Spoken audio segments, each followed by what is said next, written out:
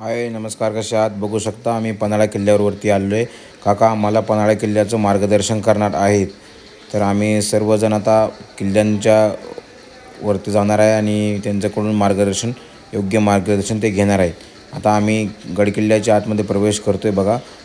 बघू शकता खूप छान प्रकारे असं किल्ला त्यावेळेस बनवलेला आहे आणि त्यावेळेस काही साधन वगैरे काही मशीन्स वगैरे नसताना सुद्धा एवढे छानपैकी बनवलेलं आहे. आणि बघा वातावरण पण खूप छान आणि खूप मस्त होतं त्यावेळेस, ज्यावेळेस मी गेलो त्यावेळेस. आणि सांगायचं असंच म्हणायचं की आता बघू शकता या गडकिल्ल्यावर भरपूर अतिक्रमण करण्यात आलेलं आहे. भरपूर लोक बसलेले आहेत. राजाचं अस्तित्व संपू नये यासाठी या गडकिल्ल्याचं रक्षण आपल्याला करणं खूप महत्त्वाचं आहे. मी बघितलं आजूबाजूच्या किल्ल्याच्या भोवती खूप सारी गावं बसलेली आहेत. बसू द्या, गावं बसण्याबद्दल काही प्रॉब्लेम नाही आहे, परंतु गड किल्ल्यांवरती सुद्धा ही भरपूर घरं आहेत. त्यामुळे काय प्रॉब्लेम होतो ना की लोक जे आहेत ते राजांच्या पूर्ण किल्ल्यांचा दुरुपयोग करत आहेत आणि त्यामुळे ना राजाचं अस्तित्व संपू नये यासाठी आपलं गडकिल्ल्याचं रक्षण करणं भाग आहे. आता बघू शकता आम्ही या तिसऱ्या दरवाजा जो आहे पन्हाळागडाचा त्या साईडला आलो आहे.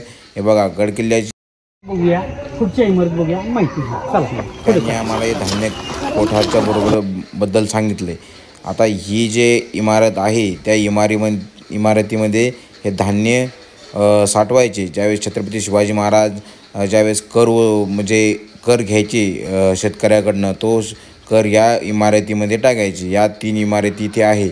आता कर असे ज्वारी बाजरी वगैरे काय असेल, ज्यावेळेस संकट किंवा ज्यावेळेस दुष्काळ पडेल त्यावेळेस शेतकऱ्यांनाही तो कर शिवाजी महाराज रिटर्न करायचे. काय म्हणतो पन्हाळा किल्ल्यावर नजर कैदीमध्ये ठेवलेलं. लोक काय म्हणतात काय सजावटी संभाजीराजांना इथे सजा दिलेली किंवा नजर कैद योग्य अशी आपल्याला माहिती दिली आहे. आपल्याला माझा ब्लॉग कसा वाटला तो नक्की कमेंटद्वारे सांगा आणि चॅनलला सबस्क्राईब करायचं